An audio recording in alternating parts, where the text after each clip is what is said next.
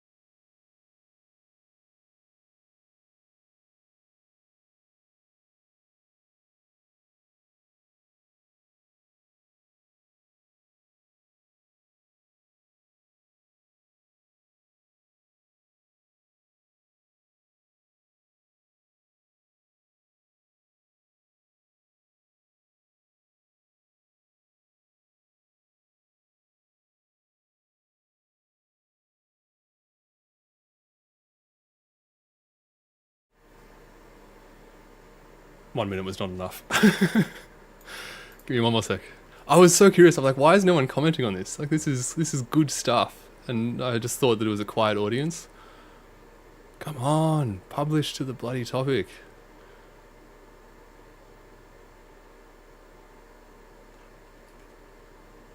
Oh, that is so frustrating. All right. Yes, Scott Bears, good anticipation. For some reason, this is just not publishing. No. Alright, here we go. Get keen, get excited. I swear to God, if this misses, I'm gonna be so mad. Alright. Look, Ma. No eyes. Yeah. How good is that? I love it. I love it so much. I'm gonna do it again. Ball in the hand. Let's go somewhere else. Let's go a bit lower. And I'll give you a different camera view as well so you can see a bit better. Oh, I'm so mad that I didn't click go live.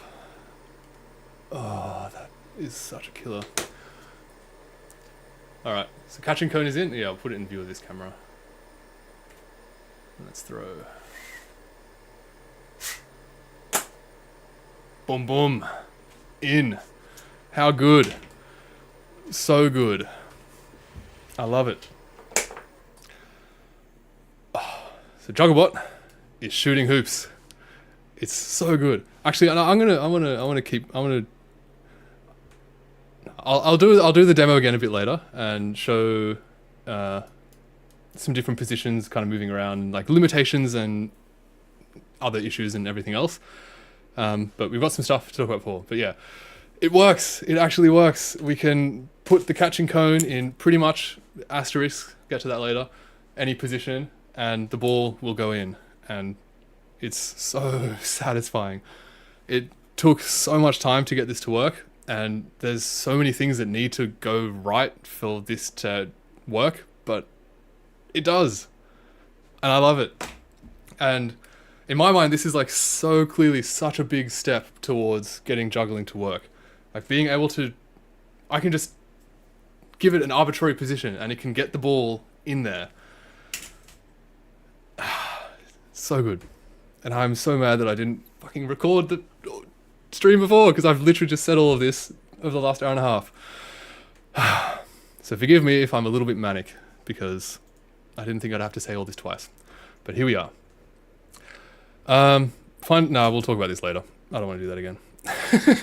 So yes, Jugglebot is shooting hoops most of the time. There are some times where it misses, and I feel like I have a pretty good understanding of what caused. Well, I know that there are some positions where it will repeatedly miss in those positions, but most of the time it will get it in almost all the time. Like when I did the first run of this stream, it was perfect, spot on, so good. I mean, both of those were straight in as well. So that was, yeah, gets it in almost all the time. And yes, of course, there is a lot to talk about here. There are a lot of things that, yeah, need to work for this to work. This stream, I wanted to say on the outset that I found it quite difficult to collect all of this information so that it was understandable and kind of coherent, because there's a lot of different parts that are kind of interacting with each other to have this work. And because it's been 2 weeks since the last stream, and this has been a fairly productive 2 weeks, there have been quite a few changes that have been made since then. So yeah, forgive me if this seems a little bit disjointed and hard to follow. I've tried to do my best, and as always, if you're watching this later, I will put chapter markers through so you can kind of skip through if you want to. Cool. So the first thing is, as I alluded to last stream, I have moved all of the hand trajectory generation stuff over to the Teensy. So you may remember from 2 weeks ago when we were trying to get this cone catching thing to work. A lot of the throws were like really juddery, very not smooth, and it was just kind of like plopping out or throwing way too high. Yeah, I believed then, and I still believe now, that was being caused by the ROS node that is responsible for sending the can messages just becoming overloaded just by sending out, like, because the messages that are commanding the hand to move are being sent out at 500 frames per second. And 500 frames per second combined with the many thousands of messages coming in per second of like feedback from all of the motors, I think that was just too much for that single ROS node to handle, and it just got overwhelmed and couldn't reliably spit out the messages in time. There was just too many other things in its way, essentially clogging it up. So now I've put all of the hand trajectory stuff onto the Teensy, which should have ample computational power to do this, because as we saw last week, this generating that trajectory only takes like, I can't remember exactly what it was like 80 milliseconds or something like that. It was barely anything. And yeah, it's not really doing much else right now anyway, so it's just kind of chilling there. So now we're giving it a job, giving it something to do. The way this is working is we send a can message from the Jetson to the Teensy with the following information. The first piece of information is the type of trajectory that we want the hand to make. So we can either do a throw or a catch, or the full throw and catch, where we're throwing, waiting for that ball to come down, and then catching that same ball. The next piece of information we're sending is the velocity of the throw. So how high do we want this throw to be made, or the velocity of the catch. And that is in 0.01 meters per second units. The reason for that is so that this information is an integer, so we can just send that integer out, and then on the Teensy end, we divide by 100 and put it back into 0.01 meters per second. The next piece of information is the time that we want this event to happen at. And this is a fairly important part, because for juggling to work, we want to be able to say, hey, we've got this whole pattern going on, but to continue this pattern going on, we need the next throw to happen in exactly 1 second from now, or whatever the time is in Unix time, in like the global ROS time that the whole system is using. And of course, there's a bit to talk about on that, and I'll get to that in the next slide. But what we're sending here is just the last 32 bits of this absolute Unix time. That is equivalent to 49.7 days. So if we ever have Jugglebot running for more than 50 days, there's potentially going to be some weird clock mismatch going on here, but I'm really not worried about that right now. And if that's ever a problem, then that's going to probably be a pretty good problem to have. So, and would also probably be fairly easily solved, I think. This time, by the way, is being sent out in milliseconds. So we only have millisecond precision of when this event will happen. And notably as well, you'll see here that I've got event in inverted commas. And the reason for that is because there's a very specific time, there's a very specific part of these trajectories that is most important for the throw, the catch, and the full trajectory. And that is the time of the actual throw or the actual catch. That is compared to, in the past, when I was generating these trajectories, we had the whole trajectory generated where time is equal to 0 at the very start, and then it played through. And if we wanted this trajectory to start in like 1 second time, we would say, get the time right now, add 1 second, and then add that to this entire trajectory, so that every single frame along this whole trajectory was being added, like had that time offset added to it.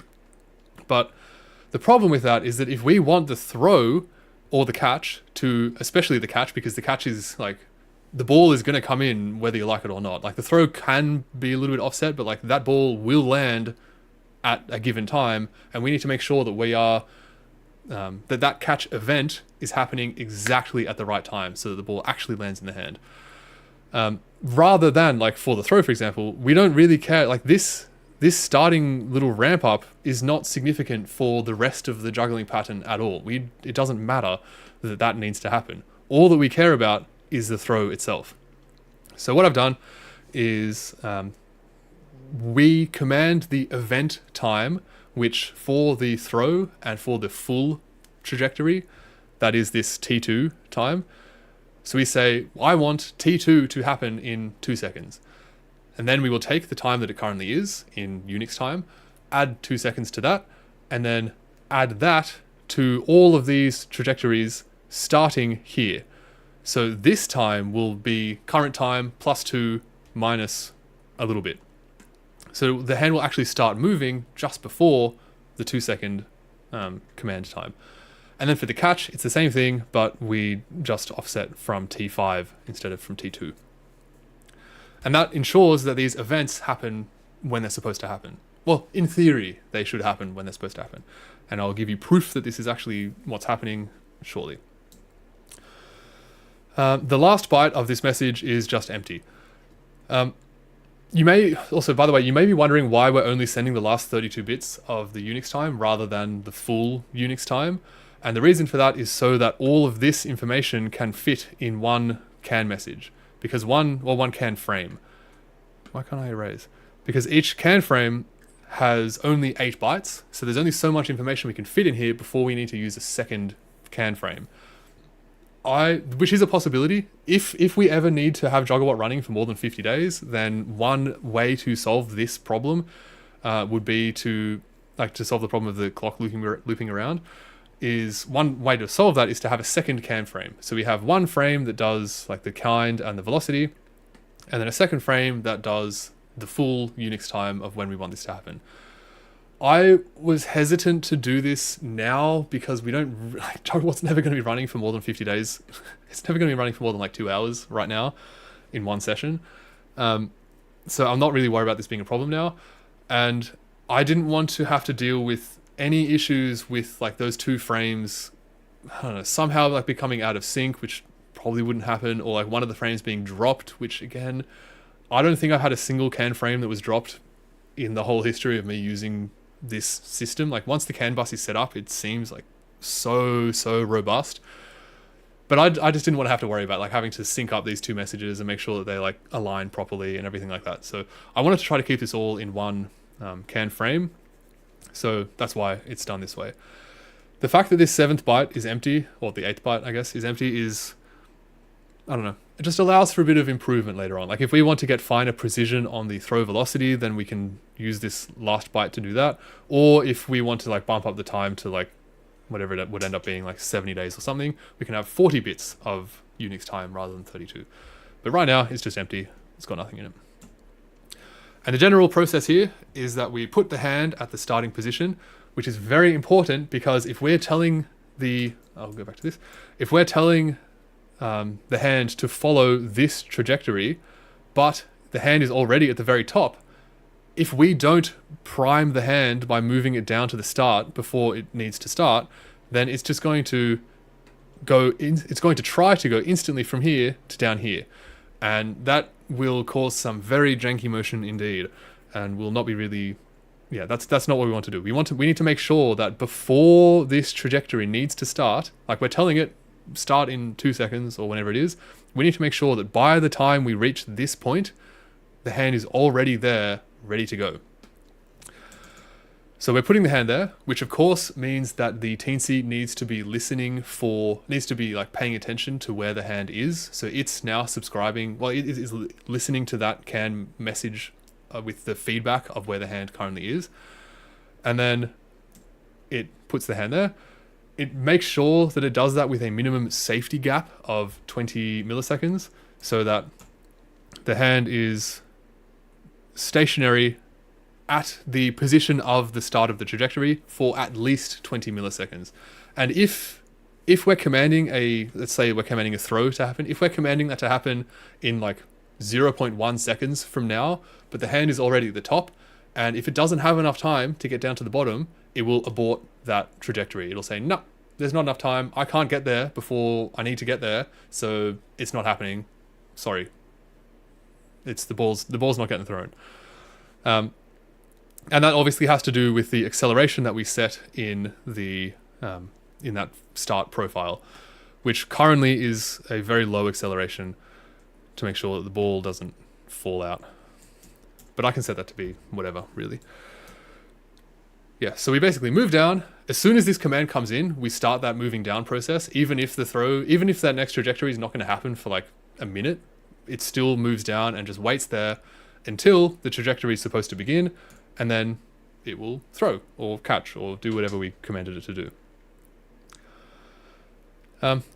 Yeah, of course, for all of this to work, particularly for this time of event thing to work, these two clocks need to be in agreement about what the current time is. Because if we're saying, hey, Teensy, we want the ball to be thrown at this Unix time, which is equivalent to 3 seconds from now, then the Teensy needs to be able to recognize what the current time is in Unix time.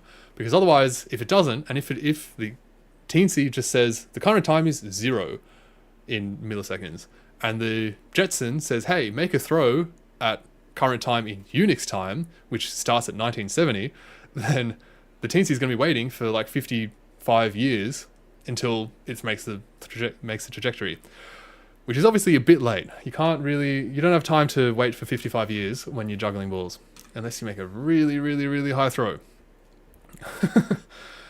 Yes, so to make this all work, the Teensy and the ROS2 clocks are now synced up.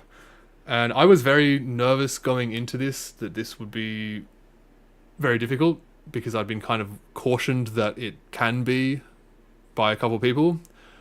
And so I was a bit hesitant to do this, but it works now. Like, ChatGPT is very good, and with enough careful supervision, we got the job done. So the way that this works is CAN interface is constantly publishing the ROS2 time in microseconds. And because we don't need to worry about any other information in here, we don't need to do this is literally just the time, we can take up that full CAN message and send the full Unix time in microseconds. And this is happening every 10 milliseconds. It spits out the current time. On the Teensy, when it boots up, if it has not already received one of these timestamps, it will set its wall offset in microseconds. So it'll say, it'll say it has been 1 million microseconds since I've been booted up. This first frame of clock information from the Jetson is telling me that the current time is whatever it is, 1.7 trillion microseconds, whatever it is. It'll say, okay, that is now my offset between my current clock time since I was booted up and the ROS time. In principle, if these two clocks were perfectly correct and didn't drift at all, this would be all that's necessary, so that we can just say one time, here's the sync message, now both clocks are in agreement about what the time is, and they will stay in agreement the whole time. However, in practice, I didn't actually try just doing that because I didn't think that would work, because in practice, both of these computers are doing lots of calculations, more so the Jetson. They're doing lots of work, and it's not impossible that these clocks will start to drift, especially because I'm fairly sure the Jetson actually doesn't have a real-time clock in it, or it doesn't like natively use its real-time clock. I'm fairly sure, at least with like the Python scripts that I'm using, it's just like ROS time, which might kind of vary depending on the load on the network, as far as I'm aware, compared to the Teensy, which does have a real-time clock, and I am using that. So to avoid these clocks drifting over time, as this message is being sent out, again every 10 milliseconds, if the Teensy has already received a frame before, then it will simply update what this offset is. But of course, if these clocks drift enough between frames, it's possible that if we are constantly updating this wall offset, then our Teensy time could be kind of like jumping around a bit, and we could end up like, we could be thinking right now, okay, now is the time to start the trajectory, but then we get an update on the clock and we say, whoa, hang on, no, we shouldn't have started the trajectory yet, we should be starting in 5 microseconds instead. And that could cause some problems. So to avoid that happening, we have, and here's code where this happens, we have this alpha shift in here that basically ensures that that this wall offset thing will never change by more than 12.5% per like iteration per frame. So this should act as kind of like a low pass filter, where if the frame information is like quite a bit off, we will slowly start to trend towards that new offset. And if you're curious to, yeah, once this is done, so like this is running again every 10 milliseconds. Once this is done, we can simply call get wall time microseconds in any other part of the Teensy script, and that will give us the current wall time. So this means that when we get the command from the Jetson to say, hey, make this throw at this specific Unix time, we can just grab, we can say get wall time, so we can say what the current time right now is, and that way we can figure out if we have enough time to make the trajectory and like when we need to schedule things so that it happens when it's supposed to happen. And yeah, if you're curious to see any of this in more detail, you can check out teensy-code.ino, which there is a link in the description for. And yes, big question is, does this work? Are these clocks actually in sync? And to prove to you that they are, we can look at my Teensy code. And okay, I don't want to re-upload this and have this run again, so you can believe me that this was the one that I ran in my fake live stream session 2 hours ago. But this is, if we want to debug the time sync code in here, we can just simply change this to be 1, and the Teensy will spit out this information over the serial bus. And what this is telling us is that we're basically, for this printout, we're sampling over on average 100 frames, and between those frames we're figuring out what the mean difference is between the ROS clock information that's coming across and our current clock offset, and then also the minimum, the maximum, and the RMS of like how far off those offsets actually are. And we can see that there are some cases where individual frames will be off by like, this one in particular was off by like 2.5 milliseconds, which is not really that much in the grand scheme of juggling stuff, but like is not nothing. However, the mean difference is only like single digit microseconds. So actually this one is 10 microseconds. Okay, so let's call it within 20 microseconds to be conservative. And I feel that 20 microseconds is not going to be very significant for timing these throws and catches. So this is pretty damn good, I think. And as further proof that this is working, we can have a look at another plot. This one. So before I show this, I want to just quickly describe this setup that I had. What I wanted to do was to have to basically collect a bunch of samples where the ball is getting thrown into the catching cone, and see and like kind of have like a whole bunch of samples so that we can kind of average out what is going on, just to make sure that there's no like steady state like systematic errors occurring here. And so what I did is I added this Arca Swiss plate in the bottom, which if you're doing any camera stuff, like Arca Swiss plates are the best. Everything in this room that could possibly ever be mounted to a tripod has an Arca Swiss plate, and it just makes it so easy. It's like, oh, I can just like put this camera over there, and now I can put this thing over here, and it's just so easy to swap around. So definitely recommend Arca Swiss plates. But of course, I didn't want to reprint this whole thing just to put this plate on, so I just drilled a hole in the back and screwed in the little screw, which didn't work super well. And this Arca Swiss, this plate is now kind of wobbly, which might not seem very important, but it is. It'll come up. Keep that in the back of your mind. But yeah, the general idea is I put this in the tripod right next to me over here, and just sat it there next to Jugglebot, and then had to do 20 throws into the hand, so that we can kind of see, yeah, what's going on. And I love this plot. It's so good. Actually, one other thing before we get into this plot is it's worth noting when the throw should occur. And if we look at this trajectory, we see like this is the velocity, this is position, and this is, doesn't matter, acceleration or torque. I actually don't remember for this plot. But if we look at the velocity, and this is of the hand, it makes a lot of sense that the ball will be thrown as soon as the hand velocity starts to dip. So we can see that the velocity goes up. In theory, there should be a small flat period where the velocity is constant before the velocity starts to drop again.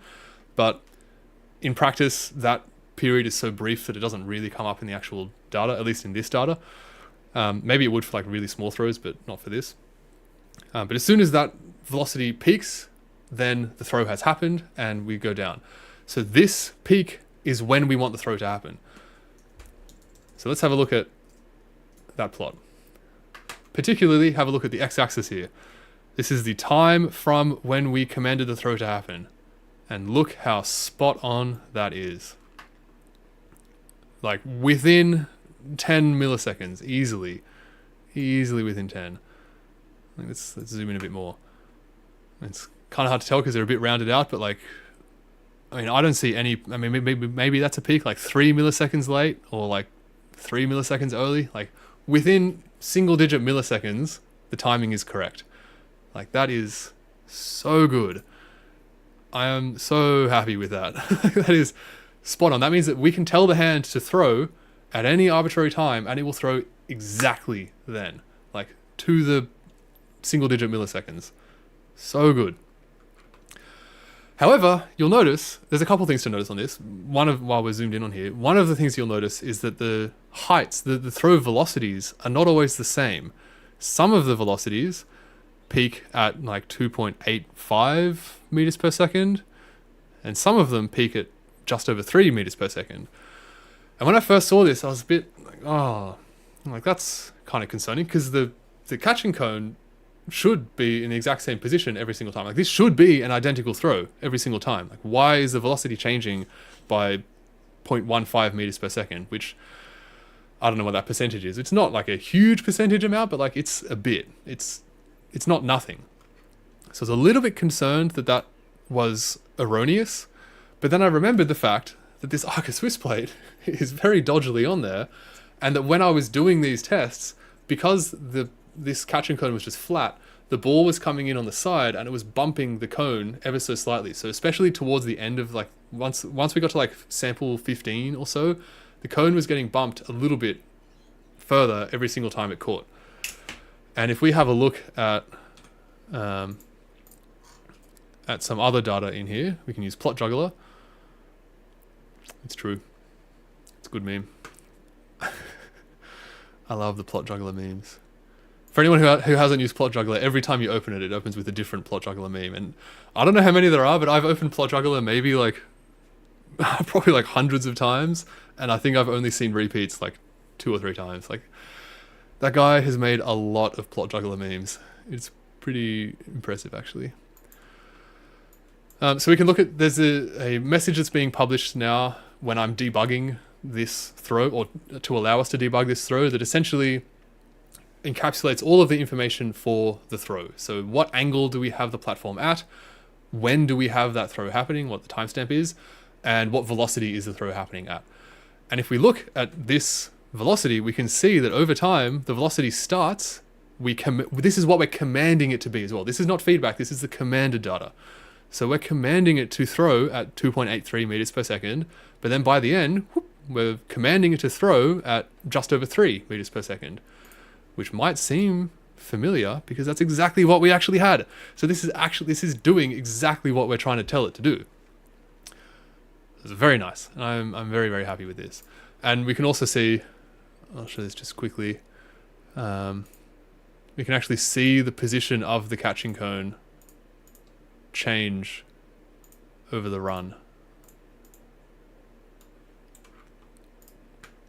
So over time, like, again, I don't know how to make this dot any bigger, but hopefully if you're on like a desktop or something, you might be able to see it. But like, we start off, this is like XY plot, so looking from above where the cone is.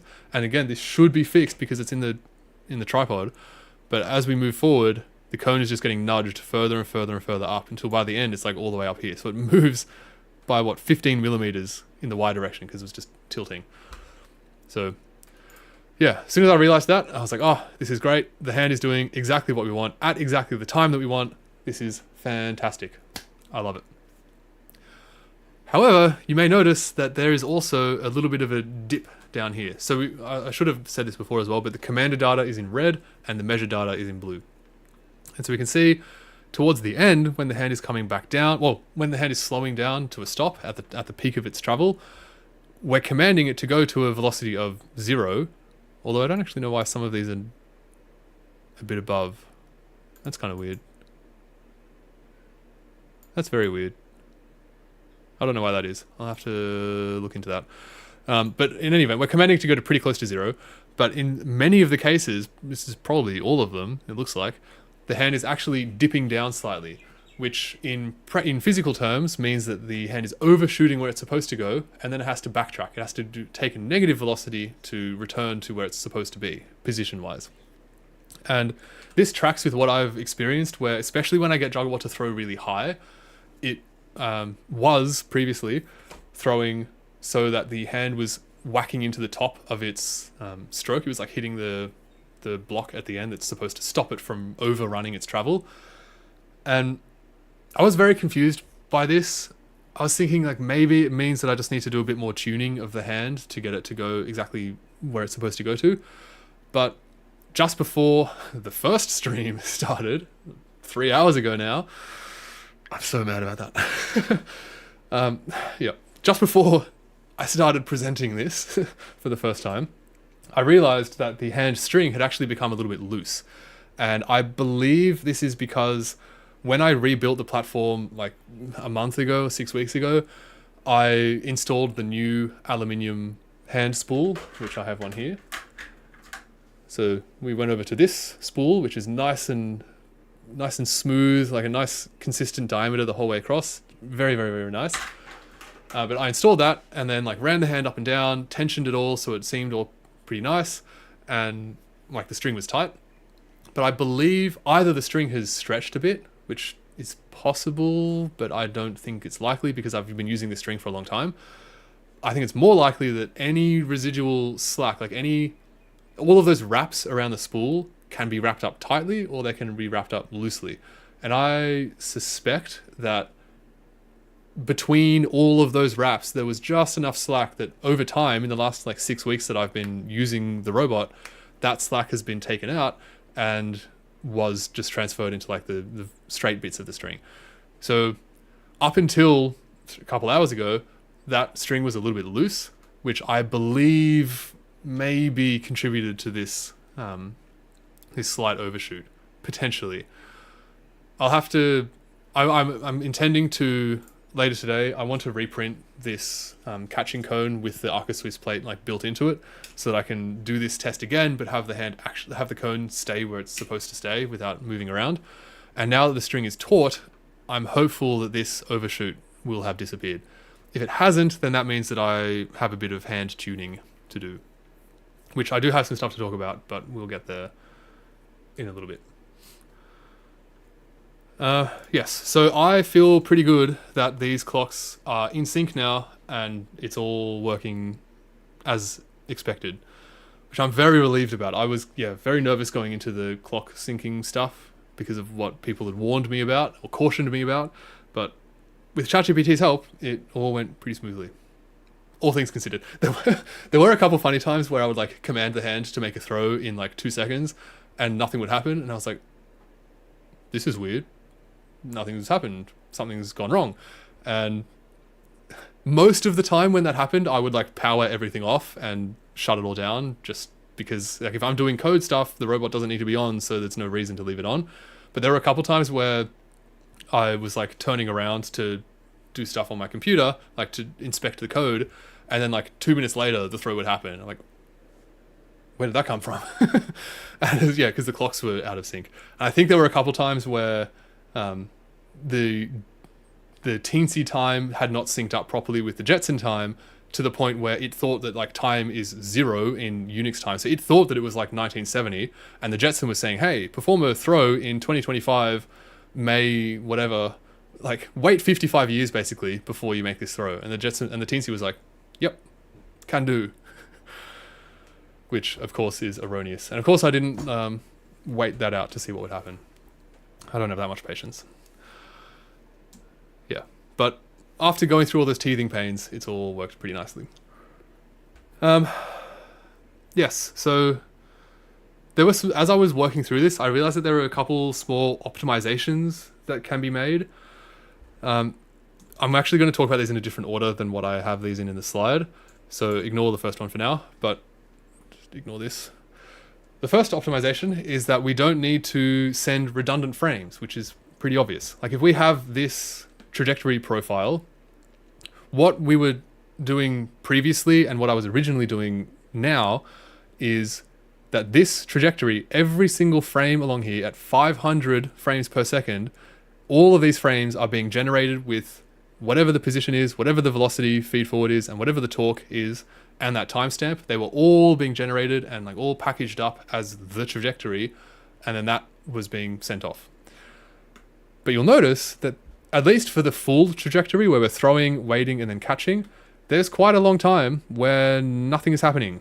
We're sending the exact same position, velocity, and torque for no reason. The only thing that's changing is the timestamp, and like that's not really important information for the motor to have. It doesn't need to know that.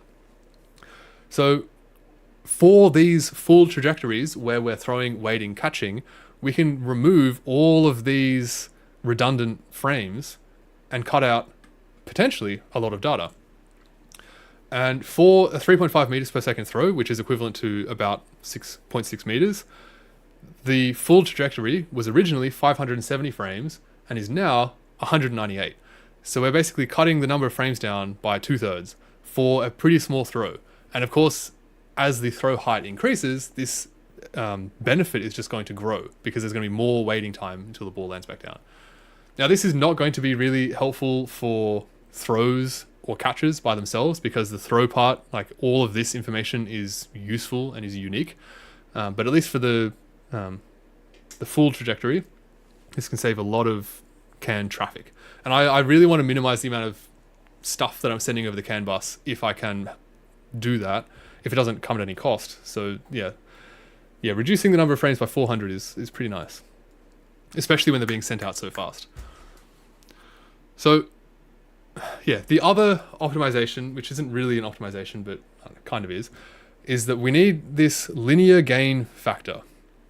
Now, what this is when the hand motor spins, it wraps and unwraps the string that moves the hand itself. So like the motor's here spinning, and that makes the hand move up and down. And same thing with the legs, how we've spent so much time a couple of weeks ago trying to make that mapping between linear between rotary motion and linear motion, it's the exact same thing for the hand. It's just a different mechanism to achieve this.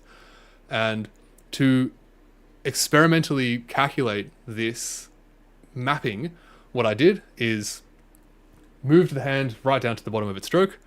ODrive tells me, like I set that position in ODrive to be 0. I know physically, like I set that as like my datum point. And then we move the hand, or like I just manually move it all the way up to the top of the stroke.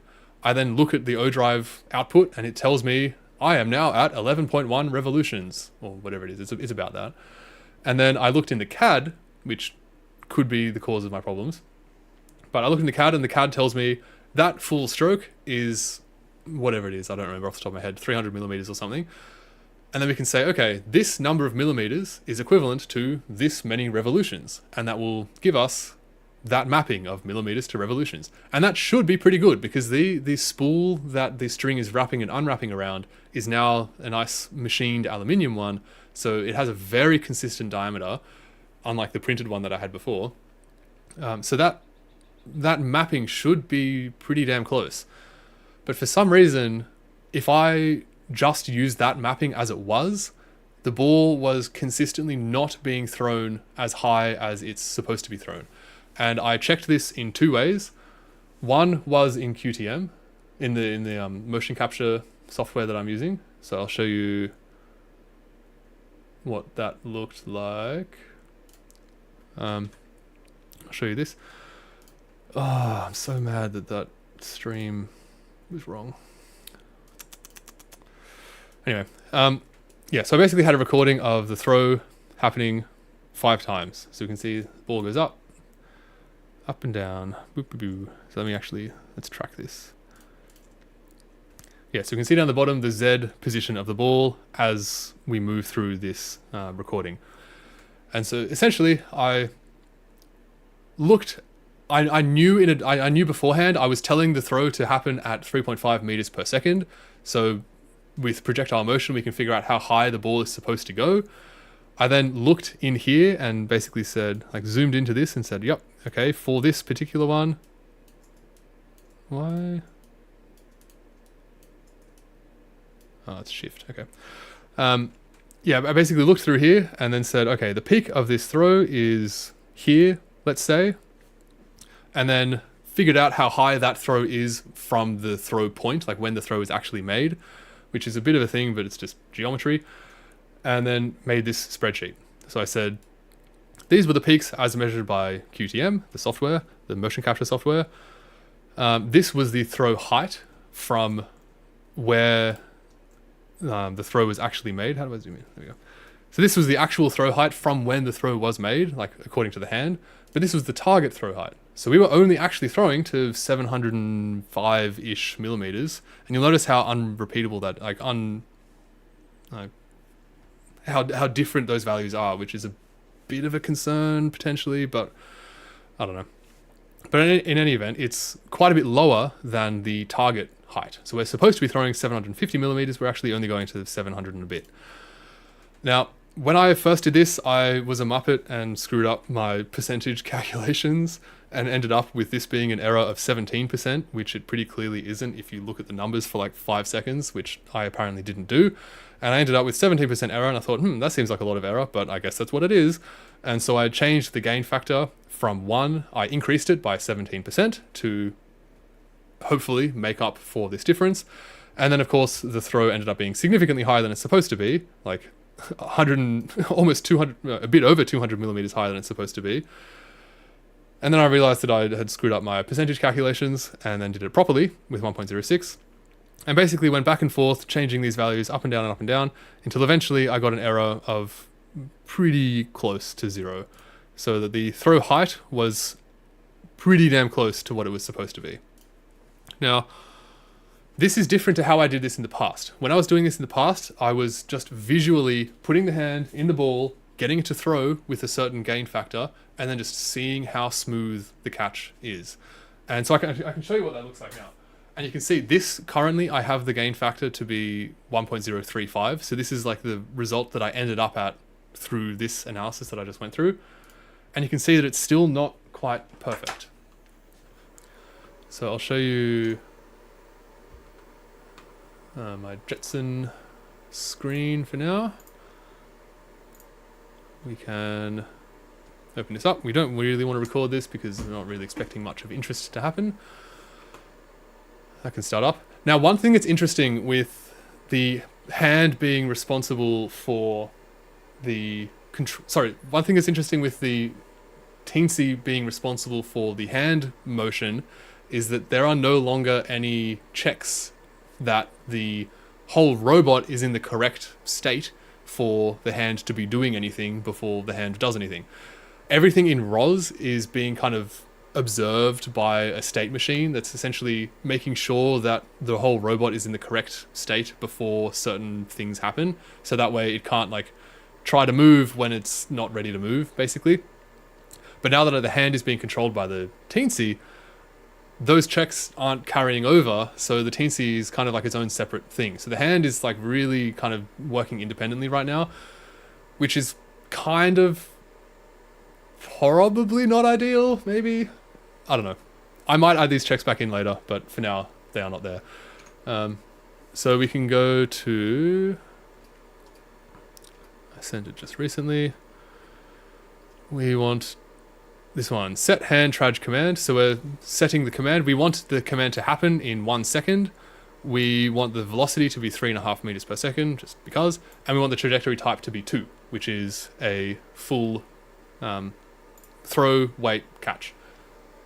And we can see actually now the hand is at the top, so you'll be able to see the whole process of it moving down and then carrying out the trajectory. So I'll send that now.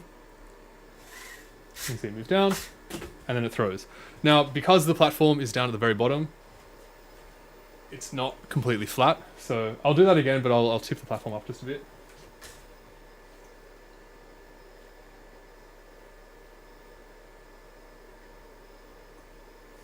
So hopefully the throw is a bit more straight now, but we can see that the catch is still not perfectly smooth. There's still a bit of bumping around in there.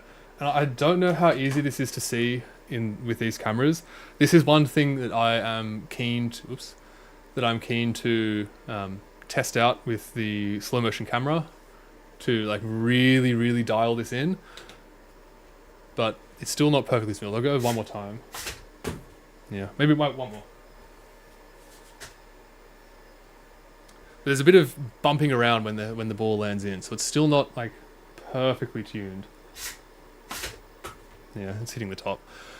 But hopefully you get the idea. Alright. Now, there was one thing that I learned last night while I was preparing for this stream. There's something, QTM, this software that like handles the motion capture cameras, is so powerful. It's kind of remarkable how much it can do.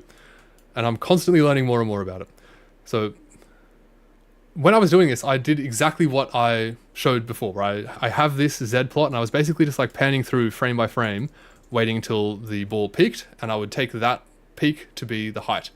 And I mentioned before that like that height is being measured with respect to the base of the robot, but of course the ball is not being thrown from the base of the robot. It's actually being thrown from the platform.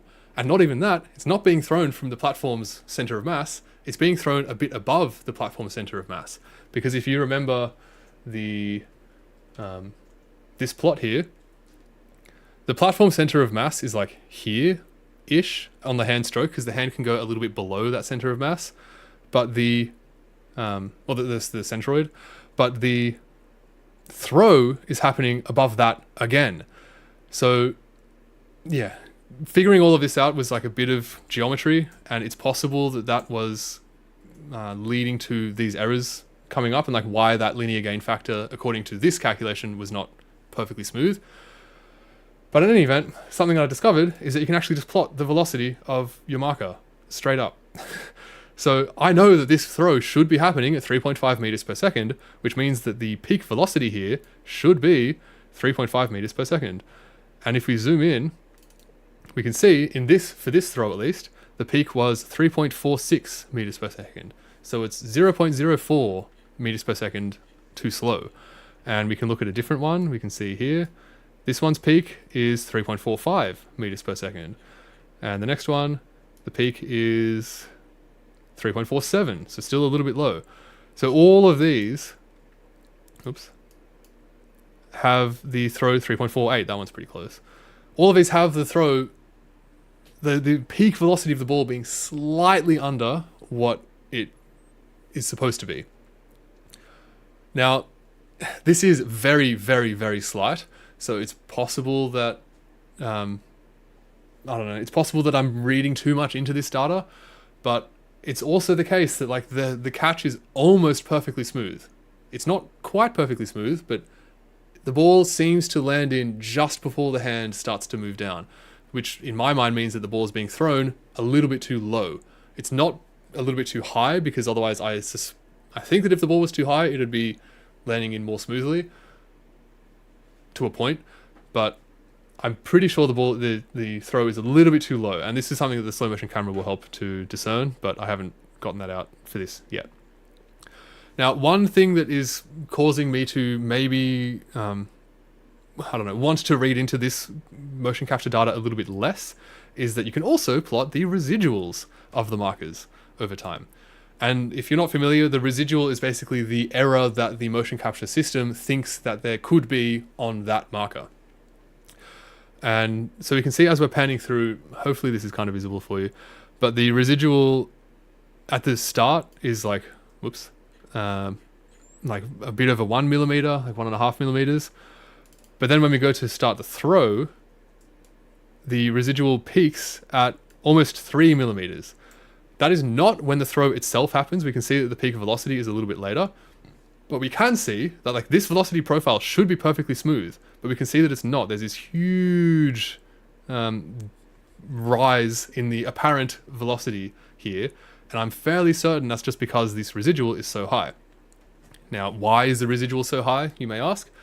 I'm fairly sure it's because when the ball is being thrown, ball's over there, when the ball is being thrown, it is being, there's a point in the hand's raising where the ball is being blocked by a carbon fiber tube.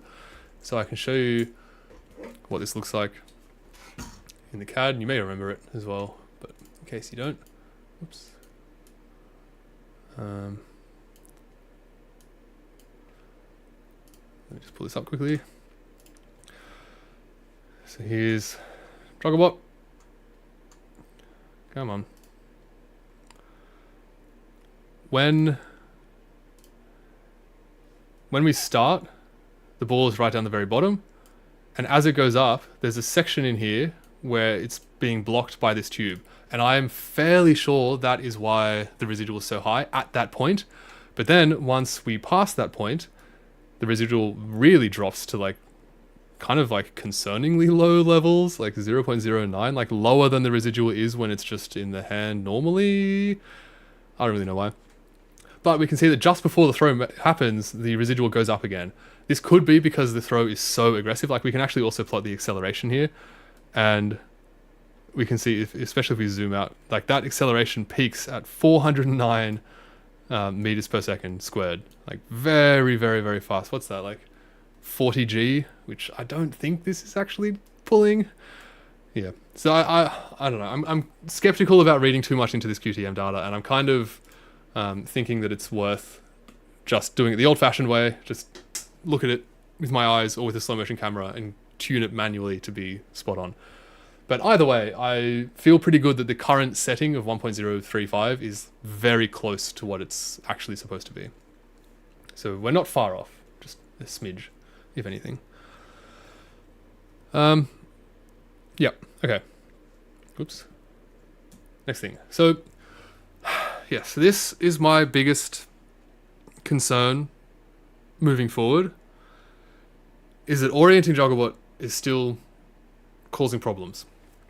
So you may remember from the stream 2 weeks ago that I went to a fair bit of work to basically move the platform to, I commanded it to go to a whole bunch of different poses, and then we recorded what those commanded poses were, as well as what the measured poses were according to the motion capture system. And that allows us to basically build this like graph of, okay, we tell you to go here. Like I tell you to move here. In fact, you move here with a slight position offset as well, because why not?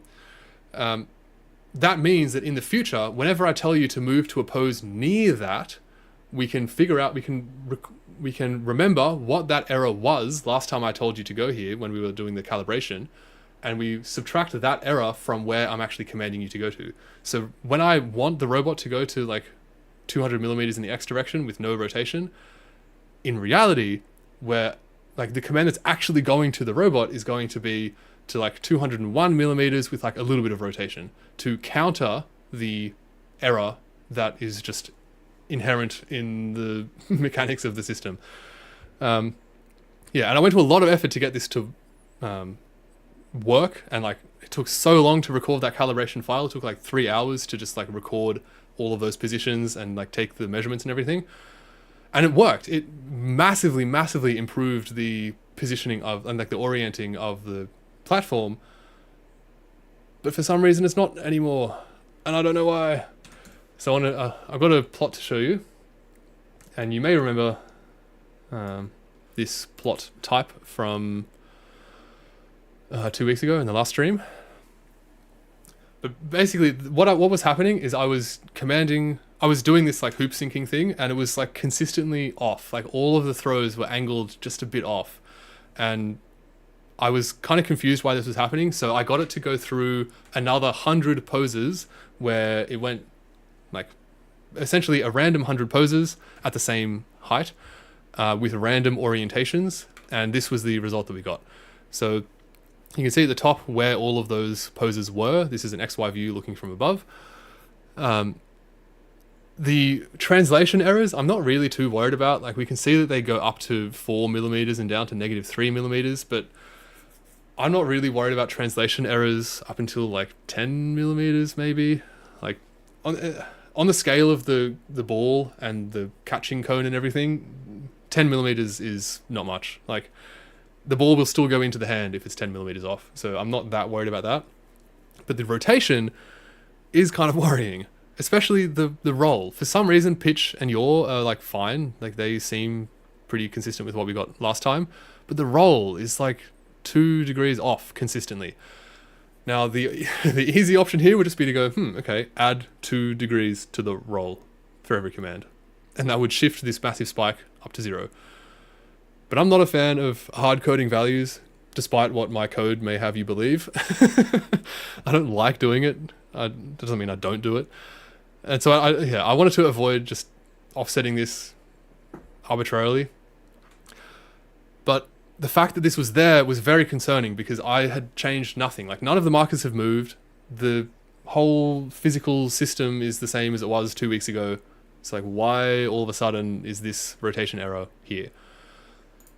There is one thought that I have for why this might have happened, which is that when I had QTM open one time, I'll show you what this looks like, I realized that when the platform was in its like default position, it was just sitting, like when it had raised up and it was sitting at, it should be like, I can't remember what the height is, like 200 millimeters high or something from where it starts, and no rotation at all, it should just be perfectly flat.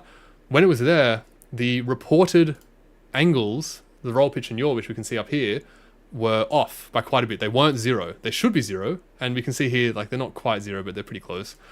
And this is also, it is actually tilted a bit. Yeah, for some reason they weren't 0. So I went, okay, that's weird. I'm just going to reset that. So I can go into this 3D view settings. We can come into 6-degree freedom tracking, platform. This is like the rigid body of the platform, and we can rotate this. And when I rotate the base, I have the base rotated in a very specific way because I have markers on the base that I'm using to align the X and Y axes in a very specific way. But for the platform, I don't have any markers on the platform that I can use as reference points like that because I've just glued these markers to the platform in fairly arbitrary places. Like I don't actually know where those are with reference to the platform itself. So what I've done is I've rotated it as the same thing as the base. So whatever rotation is applied to the base is now applied to the platform. I'm not going to do that now because I don't want to muck around with it now. But that's what I did when I realized it was off. And then all of a sudden, spot on, all of those rotation errors disappeared. Great, too easy. But I think that because that changed, I think that caused these problems to occur, because I had like reset that calibration after having taken that original I reset that rotation after having taken the original calibration file. So I think that might have caused my problem. So that means that every time I reset those rigid bodies in QTM, I need to redo that whole calibration again, potentially, if that's what the actual problem was. Yeah, so possibly that was the issue. But whatever it was, I have like temporarily solved this problem by redoing the calibration for only pure rotation about the origin. The reason why I did this pure rotation at the origin rather than like the whole like workspace kind of thing like I did before is because when we're doing the catching cone stuff, I'm getting the platform to basically stay at the origin and only rotate. So I think I described this before. As I said, I accidentally delivered this stream in its entirety without realizing that I didn't click go live on YouTube. So this is now my second time going through. So I can't remember exactly what I've said in this iteration of the stream. But at risk of repeating myself, I think it's useful to say this anyway. When we're doing the catching cone stuff, which I'll do a demo of now because it's fun and I've been talking too long, so it's good time to do a demo. But you'll notice that the platform doesn't actually move at all. It stays at the origin and only rotates. And essentially what's going on is where the motion capture system is figuring out where the catching cone is and then figuring out what angle, like we're basically orienting the platform so that the plane of the ball throw, like any time you throw an object in the air, it's going to move through a plane, because unless there's wind, but assuming there's no wind, I'm pretty sure there's none in here, it's going to follow that plane. So we basically figure out what the plane is that will intersect with the catching cone from the origin of the platform, find what angle the platform needs to be at to make that throw. If the angle of the platform needs to be so steep that it's larger than, I've currently set the limit to be 15 degrees. If the angle needs to be more than that, then instead of angling it more, because eventually that's going to be too far and it's just going to break the robot, instead of angling further, it will throw higher. And that will allow the ball to get into the cone. There's a fair bit of optimization stuff, I think is the right phrase for this. And you can check out the code if you want. It's in Hoop Sinker node. There's a link in the description for like the folder with all of the ROS nodes in there. And in Hoop Sinker node, you'll find the stuff for like there's a solve orientation method in there that does all this. But yeah, you'll see what this looks like in a sec.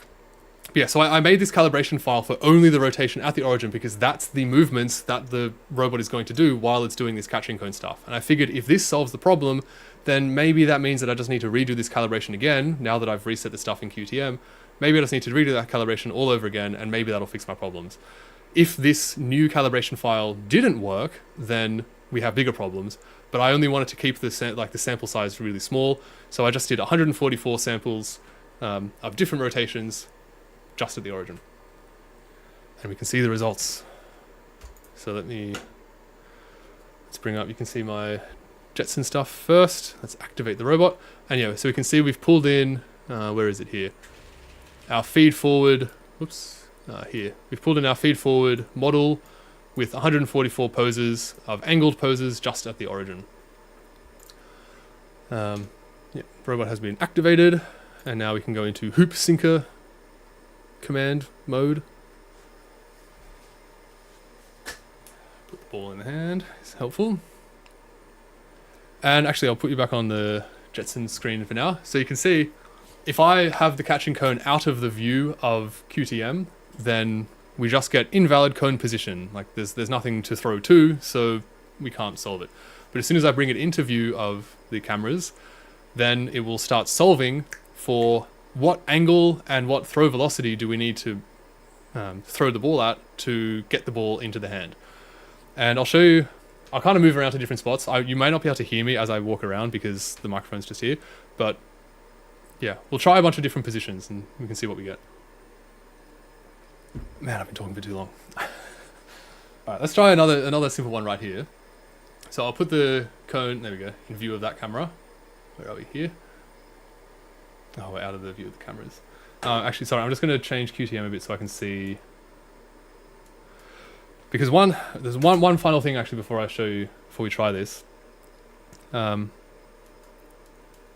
Is that because of the stupid way that I put the markers on here, there are some cases where QTM gets confused and flips it around. So you can see there, like the triad was originally one way, and now it flips back. So this is correct, but if I move around and like block them in certain ways, it gets a bit confused and fits the triad incorrectly. So I need to be able to see that to make sure that it's correct, because otherwise the ball will probably miss. Alright, so let's put you back on Jugglebot view, and I'm pretty sure I can get it to be in view of this. Let me just zoom this camera out a bit. There we go. That's better.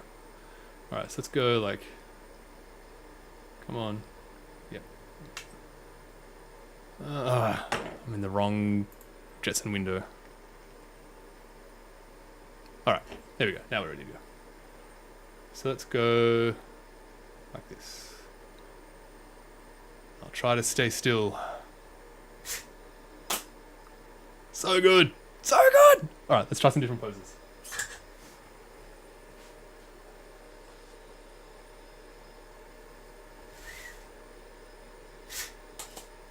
So we can do a low one. Let's try low.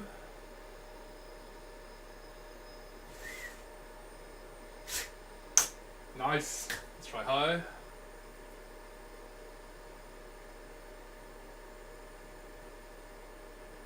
Oh.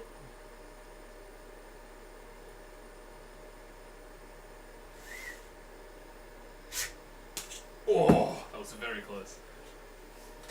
And let's go over here. Let's see if one over here works.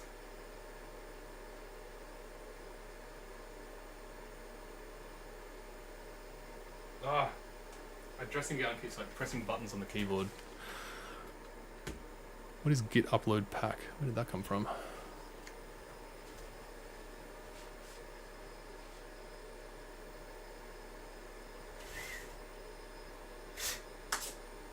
I did move a little bit for that one. I kind of cheated. I'll try to stay still. Let's try low.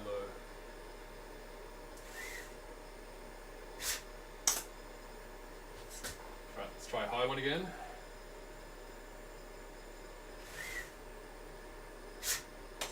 Oh, just over.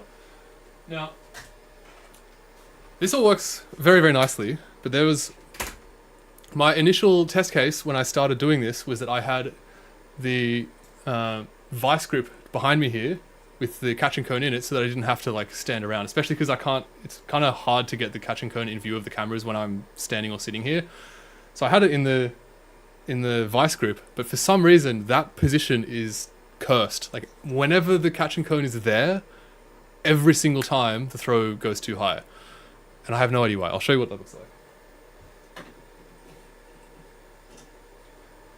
So I have it in like that. Let's go back to this view. Let's try to make a throw.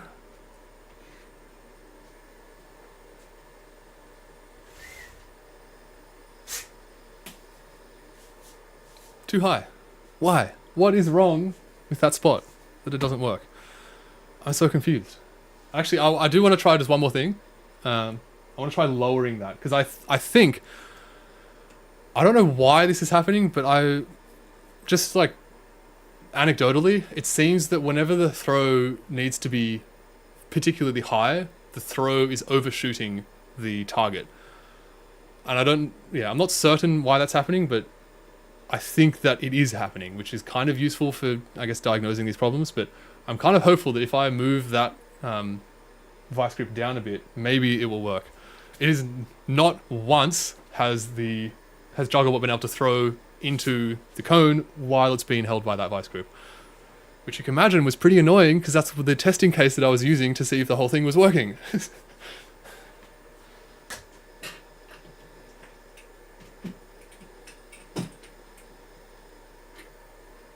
Let's try that. Hopefully that works. Let's see.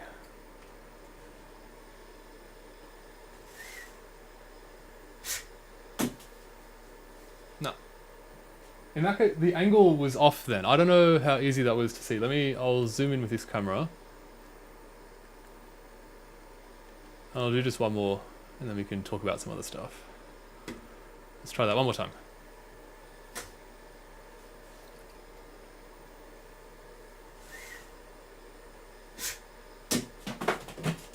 Yeah, the angle's off. It's like hitting here. Not fully sure why, but most of the time it works, especially when the cone position is like quite near Jugglebot. It seems to work really nicely, especially when it's like a nice low throw, like a small throw. It works really, really well. So yeah, I'm very, very happy with this. The first time that worked was so satisfying. And yeah, as I said, because it's never worked with that vice grip, I tried it so many times before just being like, I'm just going to try holding it myself.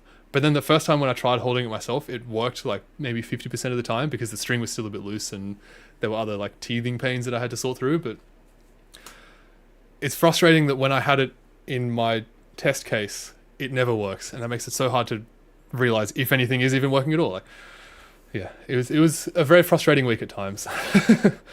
But it mostly works now. Yeah, so a big problem with this kind of being the solution of like making this new calibration file for just these rotations is that it's not scalable. And it means that if the problem was not caused by me resetting the platform orientation in QTM, if it was caused by something else, then that tells me that I'm just going to need to be redoing this calibration process pretty often, which is really annoying, and I really don't want to have to do that. And I shouldn't need to do that because nothing has changed. Like, the markers are in the same spot. The platform hasn't changed at all. The base hasn't changed at all. This calibration file should be valid for like forever until I change something on the physical structure. So yeah, I don't know what's going on there, but yeah.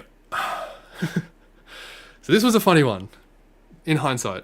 Not funny in real time. It was very, very frustrating in real time. Very frustrating.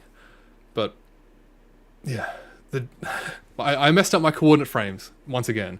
This has been an ongoing thing that's been plaguing me intermittently throughout this whole project.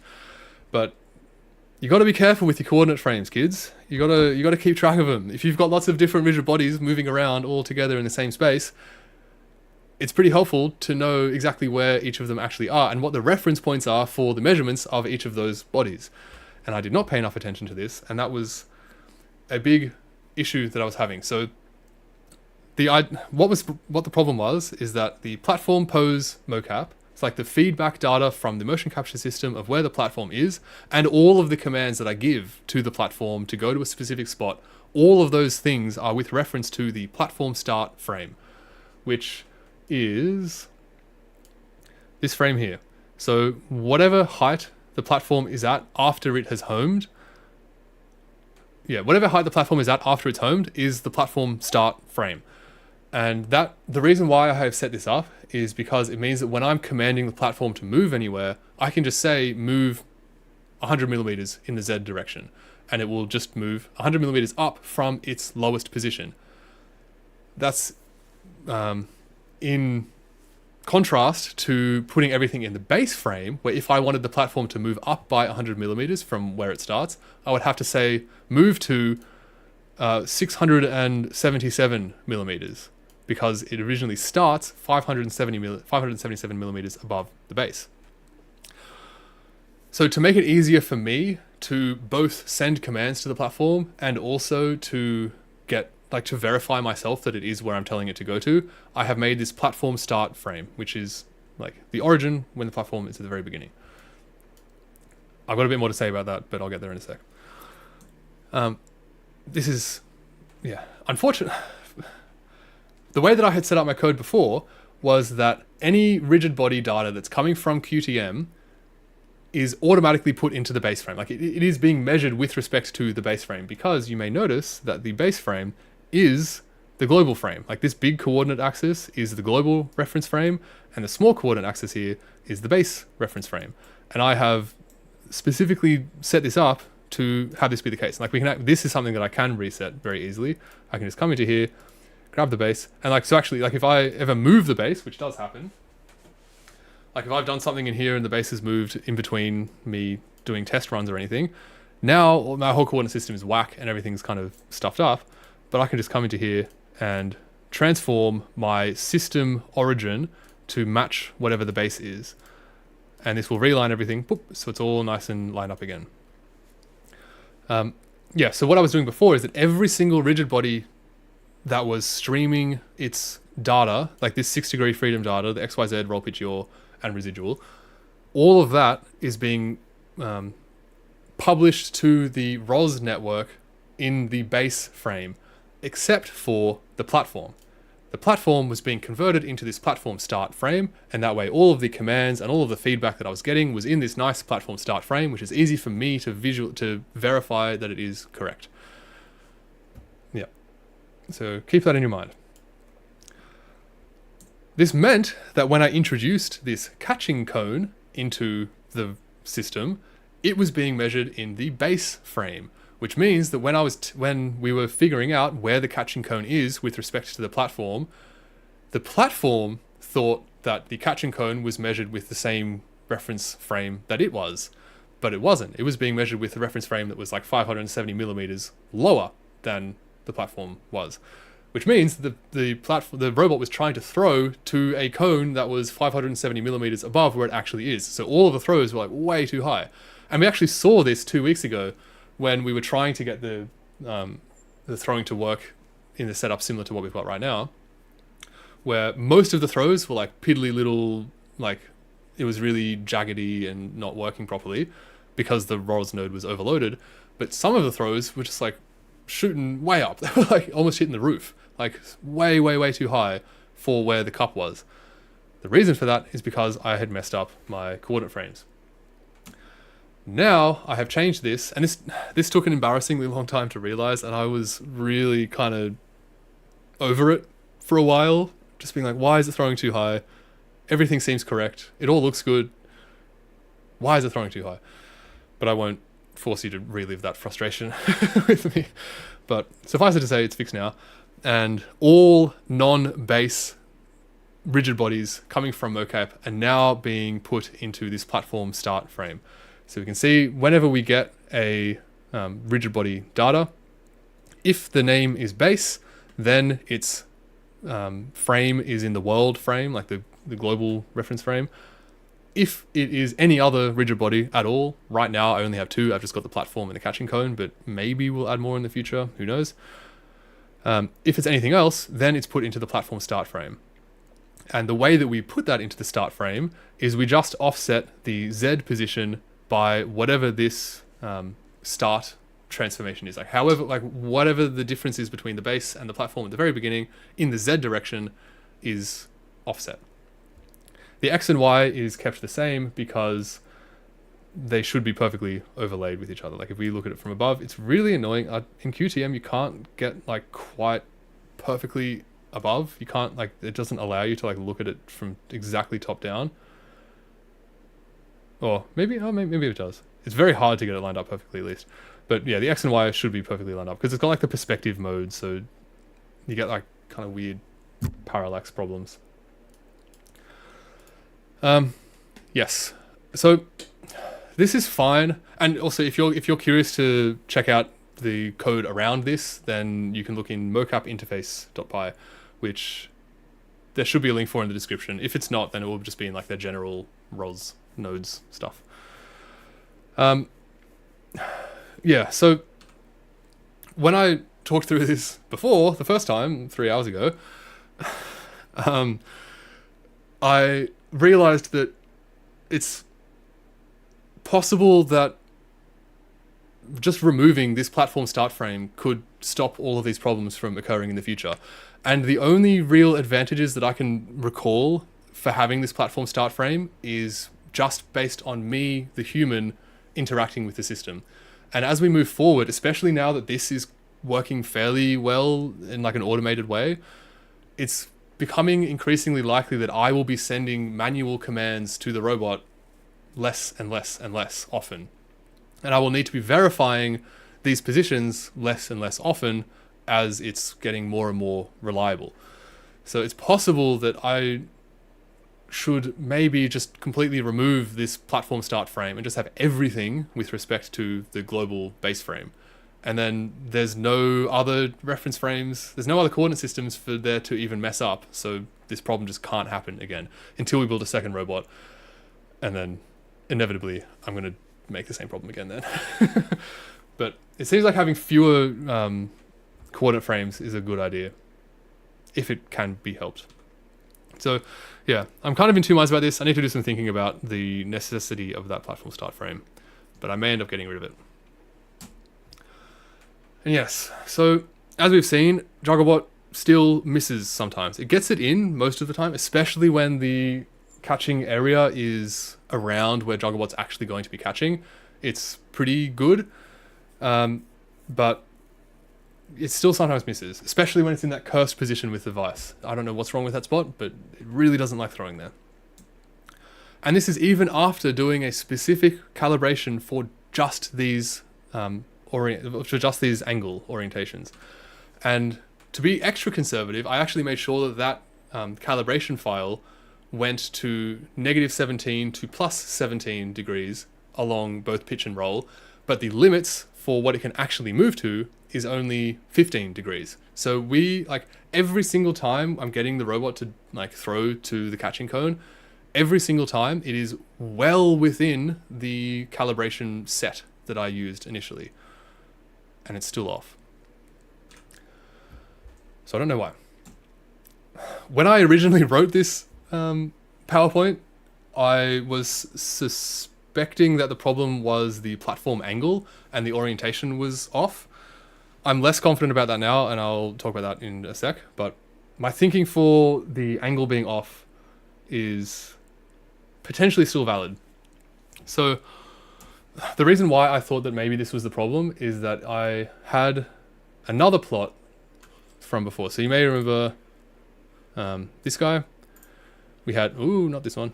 That's the one I want to show. This one.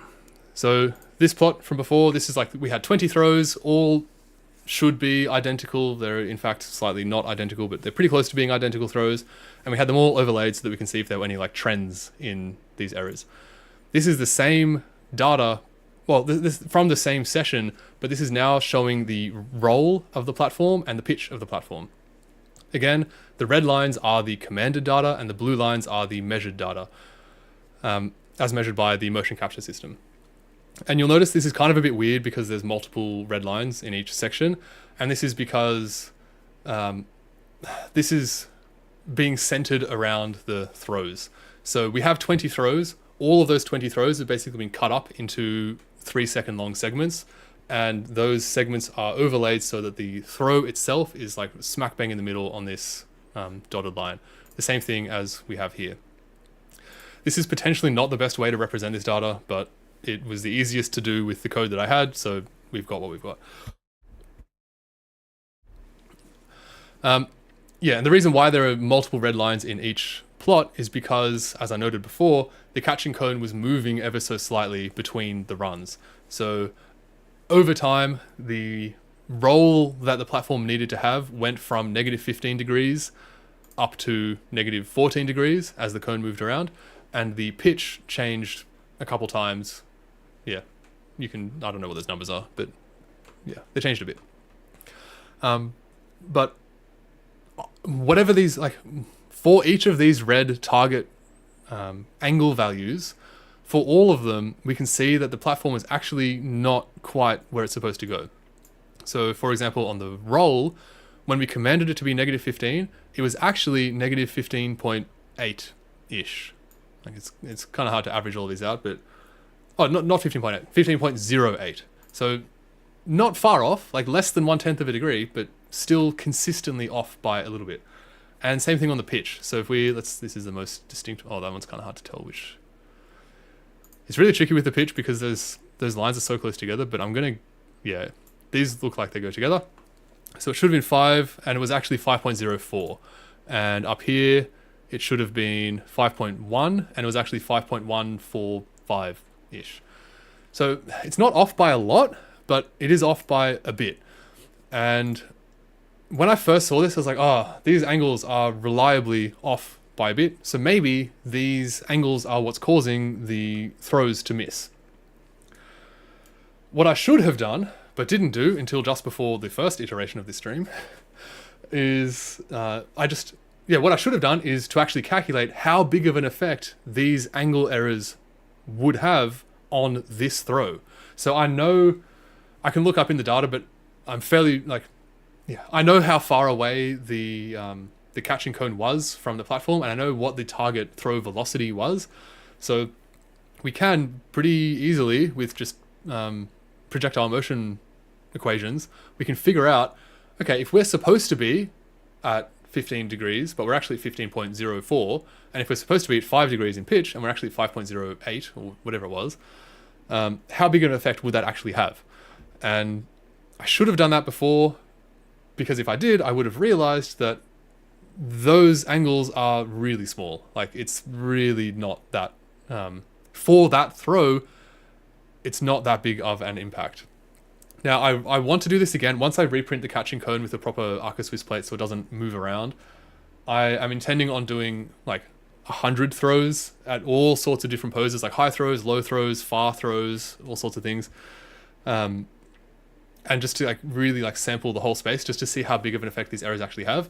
But for now, for these errors as they are, like these ones, that only actually makes a difference of like 3 millimeters for the actual, like the landing position of the ball from where it's supposed to be to where it actually is. And as I said before, less than 10 millimeters is basically nothing. The ball is still going to land in the hand if it's 10 millimeters off. Craig says, does the load on the platform from accelerating the ball and the hand cause any twisting of the platform? That's a very interesting question. Actually, I'm very glad that you mentioned that, because we can see that something is happening here. So this area here is when the throw is happening. Like this black dotted line is the throw. So we can see that it's definitely moving the platform a bit.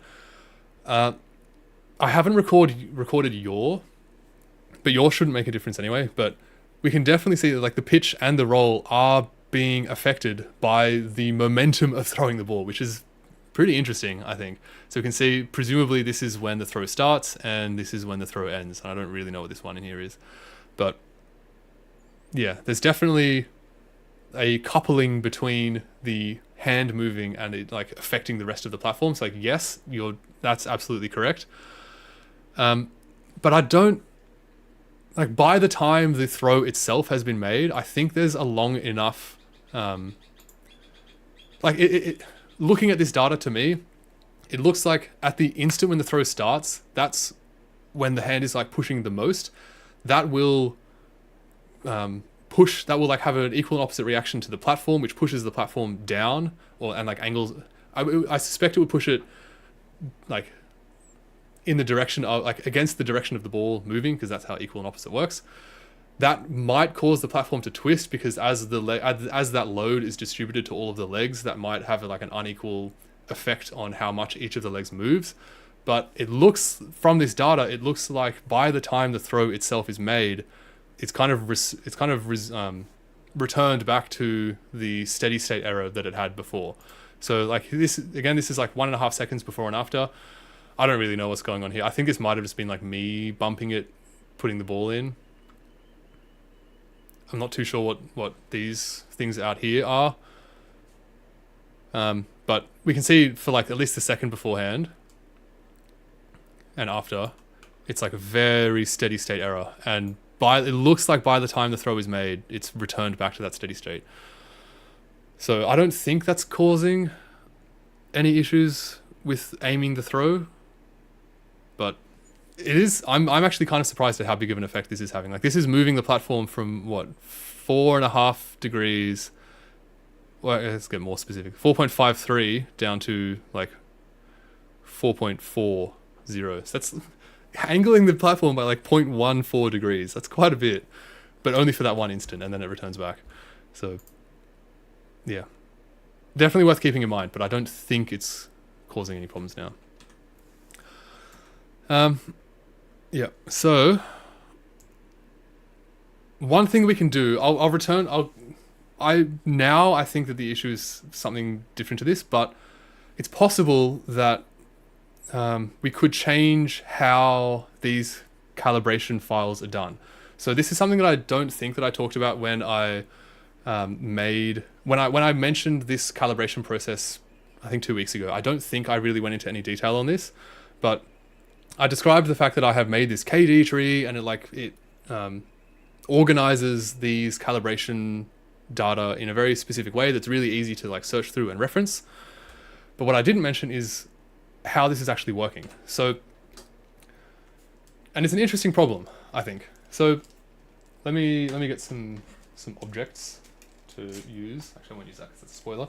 So what we're trying to do here when we have these calibrations is we are basically saying we have this recording of, in the original case, 2,174 different poses in the workspace, and whenever we're commanding the platform to move to a pose, we are grabbing the nearby poses from that calibration set.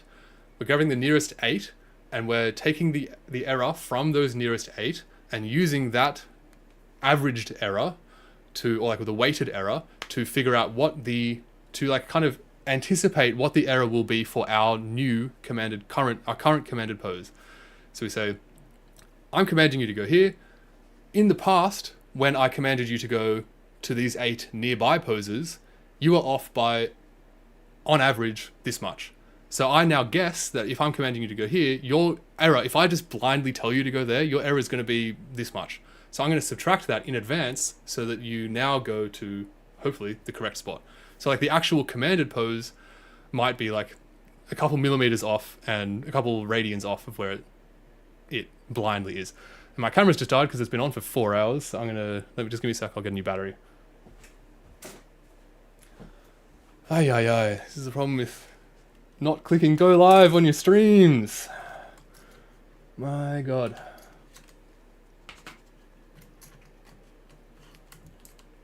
I'd be very surprised if I ever make this mistake again. All right, while we're here, let's look at Craig's messages. Maybe the hand bends a little bit too. Potentially. It very likely could. Why is my camera not turning back on? And also how the throwing load impacts the platform might vary a lot based on the throwing angle. Yes, I think that is the case. Like if this momentum of the hand pushing will load the legs differently, and I suspect that will cause different effects of the platform tilting. I think that the hand also could be bending. I'm keen to capture this on the slow motion camera in a bit more detail. I don't think it'll be bending much. Like it's a pretty nicely designed hand, I think. But yeah, these things could all be contributing, but I can't imagine they'd be contributing that much. Like every single time I throw to that the vice position, it's like consistently both off angularly a little bit, and also throwing like, it seems like quite a bit too high.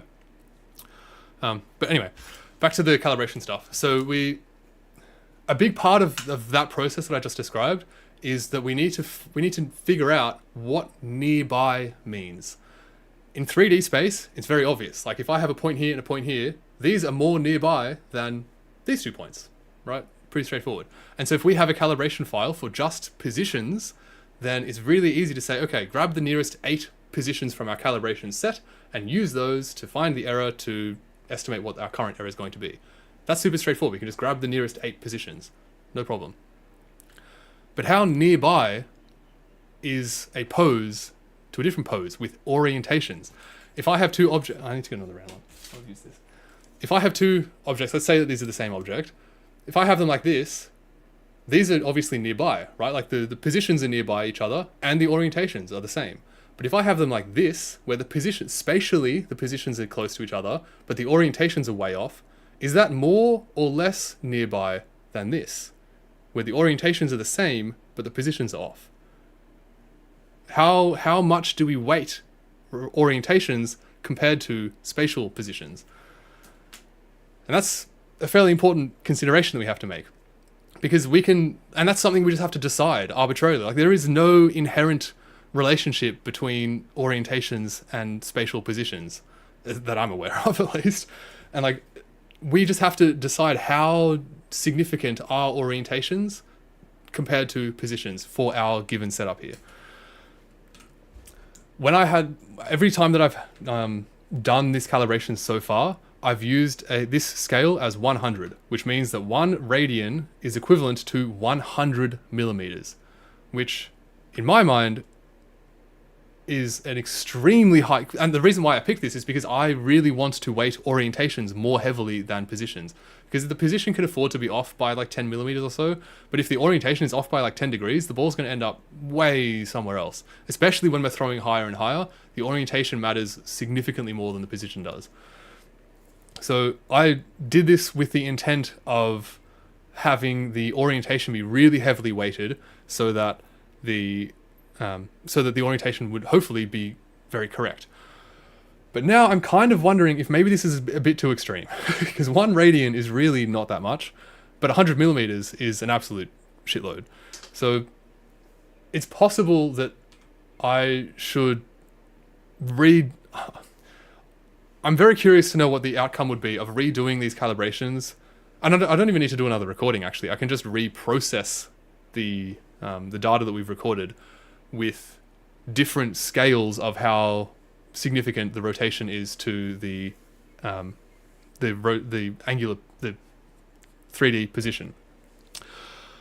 Yeah, it's possible that this is too heavily weighting orientation, and this means that if we have if we're like commanding the platform to like go here, and we're grabbing the nearest 8 poses from our calibration set, it's possible that because we've weighted orientations so heavily, if we have another orientation that's like sample from the calibration set that has the same orientation but is spaced way out, like all the way over here, we might be trying to grab that error instead of a position that's like slightly different orientation but way closer.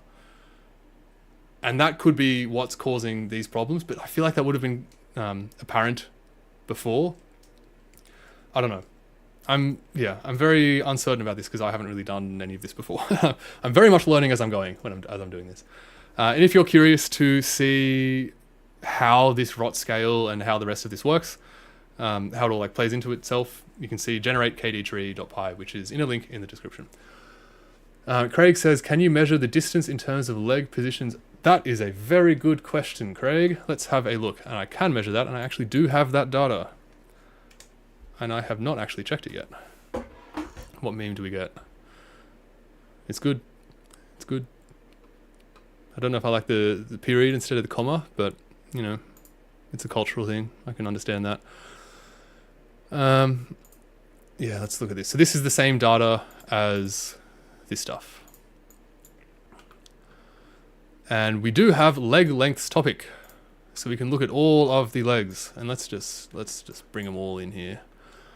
Now this is going to be a bit annoying because we don't have the we don't know when the throws were, but maybe we can show that with this. Yeah, this should work.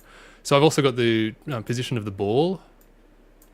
We can pull this in, yeah. So this is the Z position of the ball. We can see when it was thrown and when I reset it. And at one point I dropped it because I'm a fool. Oops, it's gone. All right, so let's have a look at one of the throws. Whoa. Why did that happen?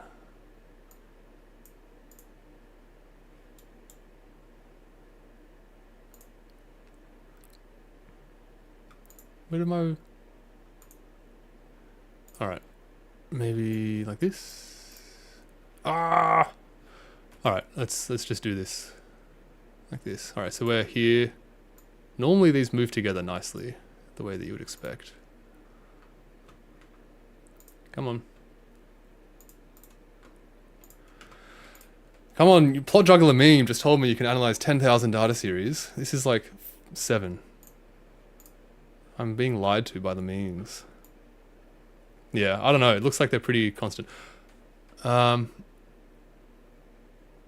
Although, actually no, sorry. This one up here, actually, this is not correct. This is the commander data, so of course that's not going to change. Let's get rid of those. It's this one. Sorry, give me a sec. Let's pull up the feedback data, which is actually what we want. Robot state, motor states, all of these, pulse estimate. Let's just have a look at one and see if the one varies at all. Nah, it's pretty constant.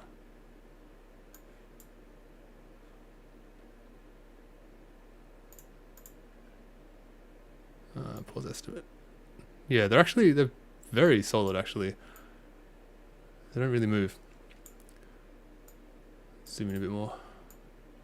Oh, there's a bit of a dip. There's a bit of a dip. They do change. Maybe that's just a graphical thing. It looks pretty constant now. Yeah, I don't know. Not measurable, at least. Oh, you were talking about something else. I mean, in your KD tree, using motor positions avoids having to do the weighted average over rotation. Using motor positions avoids having to do the weighted average over position and rotation. You can write how... You got a bit of a typo in here. How different the pose is using the leg lengths. Okay, so rather than scaling... That's a very interesting idea. Okay, I really like that. All right, so what Craig is suggesting is what I'm doing right now is we're looking at the nearest 8 poses from the calibration set according to their spatial XYZ roll pitch yaw, essentially, positions, but it's in quaternion, I think. Actually don't really know for sure. But anyway, what Craig is suggesting is that we can instead find the nearest 8 poses by comparing nearness to be the difference between the leg lengths that we're commanding. That's a very, very cool idea. That's a very good idea. I will do that. That is much better than this. Yep. Then there'll be no arbitrary scaling of like how much do we care about rotation versus orientation. Yeah, so we'll just be looking at nearby in the sense of the 60, leg 1, leg 2, leg 3, leg 4 space. Yep. Very nice. Thank you, Craig. Good idea.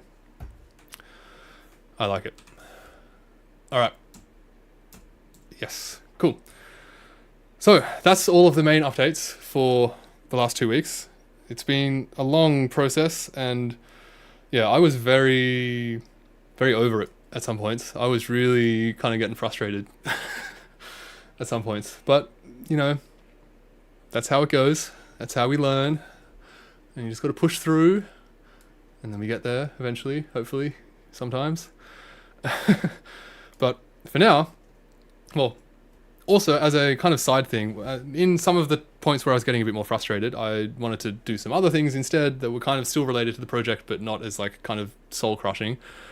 So I have a small update on the Bellows, which you may be surprised about because I had a fairly recent update on the Bellows where I was able to successfully reprint the Bellows once again. Now that I have a fancy new printer, it can do it. I just did it first try, didn't even dehydrate my filament, I just did it and it worked. No problems. And yeah, super happy about that. However, and you may notice that I haven't actually installed this yet, like this is the same one that I printed before, and the reason why I haven't installed it is because I'm very nervous about taking apart, about like modifying the physical robot at all now that I've done all this calibration stuff. I don't want to have to do the calibrations again. If I determine that I do need to do the calibrations again, then I'll probably put this on before I do that so that it's actually in place. Because right now, one of the legs doesn't have a Bellows on it, and it's just sitting there raw dogging it. And I might actually be able to show you that. Yeah, you can see it. This guy back here. Oh, is it that one? Yeah, it is. It's kind of half on. I'll point it out.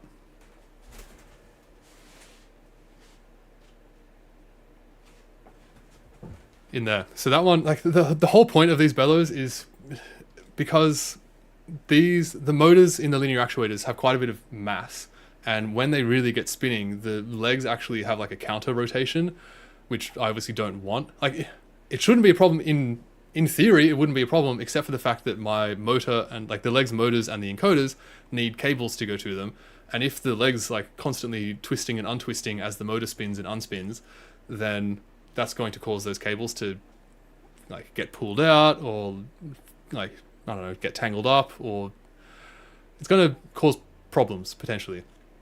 And I think I may have over-engineered this because that leg hasn't had the bellows on it for like 2 months now or something. I think maybe even more, because I think that the bellows actually, old ones actually broke way before I realized that they broke, and I think it's been like probably over a year since that leg has had like a proper one single piece bellows on it, and it hasn't been a problem. So I think because the leg motors so far, I've never really been like driving them really aggressively. I think that because I haven't been driving them really aggressively, there hasn't been that much rotational inertia in those motors that has caused the legs to twist or untwist. So it's possible that these aren't even necessary at all, but I think it's good to have anyway. And they look cool, and they stop dust from getting in there and everything, so they're nice to have. But yeah, the reason why I have an update now, despite the fact that this worked, is that there was a very interesting YouTube video almost 2 weeks ago now, from Functional Print Friday, and there's a link in the description for that video, and I definitely recommend. He kind of waffles on about some other random stuff at the start, but the link in the description is like timestamped to be when the Bellows stuff starts, and his idea is very cool, and it's particularly useful with the printer that I have, which is the same printer that he has. Because the idea here is that we have a TPU piece, which is this light blue part, and then we put PLA in between all of those slivers. And let me just do, this is so dumb, I don't know why I did this, but I'll talk about that in a sec. But this is the general idea here is that we can print the bellows in a flat state, and then when we remove all of these PLA slivers in between, what we're left with is like a compressed bellows. And once that's done, and I have here the model that I had before, which is way too small, and you can see that, I don't know how I didn't realize this. I wasn't really thinking about it, evidently. But the whole thing that makes the bellows be able to expand is like the distance in here, this part on all of these layers, like this little bit flexing up and down, is what allows the bellows to go up and down. So for my model here, because that section is so short, that means that even in theory, the bellows are not really going to be able to expand by very much. And surprise, surprise, when we actually have the bellows printed out, we can see that they don't really stretch by very much, but they do a little bit. Like, the proof of concept is here. The reason why I did this is because I didn't really want to I didn't want to use too much filament on this test, but it's kind of the whole like buy nice or buy twice thing, like do it properly or do it twice. So I'm gonna have to do this again, and I also need to dehydrate my TPU properly because there's like heaps of holes in this. But the principle here is very cool, and it means that the bellows pack down way smaller. Like if I needed to have these bellows actually compress properly, then this approach, I feel very confident that I'll be able to make bellows that, with this approach, that pack down to be significantly smaller than what this one does, because this one's printed in its like pre-expanded state. And this can actually compress further than it probably should be able to, because I've got these little end bits on the end, and these folds can kind of angle down into these end bits. So if you wanted to have bellows that like pack down really properly tight and can expand really long, this approach is much better than what I was doing before. Yeah, so I'm not like too motivated to, as far as the project goes, I'm not too motivated to push this idea too far to like get these bellows printed in the same style as these, but I'm very curious to know if this could work and what the differences would be between these. And one thing in particular is that I would really, really, really like to be able to print these with transparent TPU so that you can actually see what's on the inside. Because right now, if anyone's like here looking at the robot in person, it's really not obvious what is underneath these, like what that joint actually looks like. And I am a big fan of, I don't like making things like, I don't know, obscure, and I don't know. I think it's cool when you can just look at something and be like, that's cool, I can see how that works, and I like how that works. It's interesting. Rather than just like, black box, who knows? I can see what effect it has, but I don't see how it has that effect. And I haven't been able to print these out of transparent TPU, although I haven't tried it on my new printer, so maybe I should. But yeah, very cool idea. Definitely recommend checking it out. I have a link in the description for the Onshape model that I used to generate this, so if you want to try it yourself, you can. I think it would be a massive... I don't think it would really be possible without a printer that has two heads, because changing between PLA and TPU in a single head would just... that would clog. Like, yeah, it would definitely clog. But if you do have a two-headed printer, definitely recommend giving it a go. It's a very cool idea. You need to dehydrate your TPU though. It's not good to just leave it on the side of the printer for days on end. But who would do that? Only silly people. Yeah. Okay. So the last thing is that there will be no stream next week because my mum is visiting and I figure it's probably a good idea to spend some time with her rather than streaming. So yeah, no stream next week, but there should be one in 2 weeks. There should be. I'm pretty sure. Yep. And hopefully some very cool updates. Like, it feels... Where's the ball? It feels like now the Jugglebot is able to throw to a specific spot at a specific time. And also, in principle, it should be able to catch from, like, an arbitrary ball at a specific time. I haven't really tested that yet, but it should be the same. It feels like we're very close to being able to do this kind of thing between, like, me and Jugglebot, and having the ball just kind of toss back and forth. And once we can do that, then like that's basically like you just do this again and again and again for 3-ball juggling. Like there's a bit of moving side to side as well, but like not much because the ball's not very big. Like yeah, we're getting very, very close to being able to do partner juggling, at least with 3 balls with Jugglebot, and I am so keen for that. The biggest kind of demon lurking in the background is the orientate, like getting the platform to orient correctly, but I have high hopes with Craig's idea for the KD tree. I think that's a very, very good idea. Craig also says, as a software timing nerd, I have to note Unix time is the wrong choice since it would mess up throws that happen during leap seconds and NTP corrections. Technically, you want the monotonic clock. Interesting. Okay, I may have been using the wrong terminology here, but I'm using the ROS time, which I believe was Unix time. I'm definitely not a software timing nerd, so I don't know. I understand the differences between the monotonic and the Unix, but I don't know which one ROS uses. I like to think that the people who make ROS would consider that sort of thing. But in any event, I'm using ROS time, so I'll have a look into that, but I think it should be fine. Wow, I used ROS 10 years ago. Yeah, you're going way back. Yeah, I feel like it should be the monotonic one, but yeah. I mean, what would that change? The leap second, it's said to be off by 1 second. Yeah, that's pretty bad. 1 second is not good. Yeah, I'll have a look into it, but I'm pretty sure it... I mean, I don't know. I'm not confident, but I feel like it's likely that it would be fine. Yeah, it's funny how time works, isn't it? You think like, yeah, I did this thing in like 2015. It's like, oh shit, that was a long time ago. Yeah. That happens to me often when I think about how long I've been juggling for. I'm like, yeah, it's been 10 years. I'm like, oh no, it's been like 15. Like, oh. Yeah, time flies. Yep. We're getting there slowly. Yeah, there's one other thing that I want to mention just because I discovered it this morning and it's kind of like a stupid oversight thing and it might actually cause problems later on. And that is that I mentioned before that I discovered this morning that the hand string was a little bit loose and I tensioned it up and it was all fine. Now, if you intimately know the tensioning mechanism for the hand and if you know where I've put my motion capture markers on the platform, you may realize that there is a potential conflict here. which is, oh, I need to go to the other one. I really need to sort out my versions here. I made this other branch a little while ago to test something out, and then I've been doing all of my updates in that branch, and now I need to pull them back in, but I don't really want it. It's, like, the more I put it off, the more painful it's going to be, but I don't want to do it because it's painful. So it's just slowly getting worse. But yeah, so the way that this mechanism works, let me just go to the platform actually, so that we don't have to deal with so much. And as always, actually, there's a link in the description to the Onshape model for Jugglebot here, and you can be like one of the other 11 people, and you can make a copy of it and do whatever you want with it. It's your choice. But give me a like though. You 7 people who have taken my model and not given me a like, what's that about? Come on.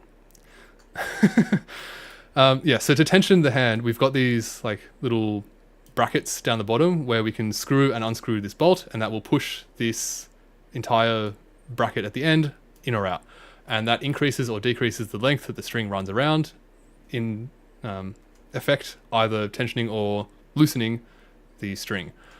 And on the bottom, that's fine. There's no issues with bringing this out further to increase the tension there, except for the fact that it's already pretty much at its limit, and right now the T-nuts that are on here are actually overhanging the extrusion a little bit. So only really the T-nuts on these two and this bolt are kind of holding this thing in. This is sticking out quite a lot. Now we also have the same thing on the top. And the idea here is that because we've got one on the top and one on the bottom, we can, between the two of them, we can, like, that allows for a lot of variation of the tension of the string. Except for the fact that I've put 2 markers on there. So now if I move this, which is actually fixed in the model for some reason, which is kind of good because it has to be fixed in real life. If I move these, then these markers will move with respect to these other markers, which will stuff up the motion capture tracking. So if I need to tension this string by like any more than it currently is, because this bottom one's already at its limit, if I need to tension it more, I'm probably going to have to reset the motion capture model of the platform, which may require redoing the calibration stuff again. Ay. Hopefully not. Hopefully the string stays tight and it doesn't need to be touched and it's all fine for the rest of time. Yeah, I'm not keen for when that becomes a problem. But we'll get there when we get there. Alright, that's the last thing. Yes. Cool. I hope you found that interesting. I hope it was kind of coherent. As I said, I did a lot over the last 2 weeks, and it's kind of hard to like order it so that it kind of made like a nice coherent story. So hopefully it made sense. And if it didn't, as I said, there'll be chapter markers if you're watching this later. So yeah, hopefully that helps. And yes, if you have any, I don't know, feedback or comments or questions or anything, I am all ears. And yeah, I'll see you in 2 weeks. And until then, good luck with everything you're doing.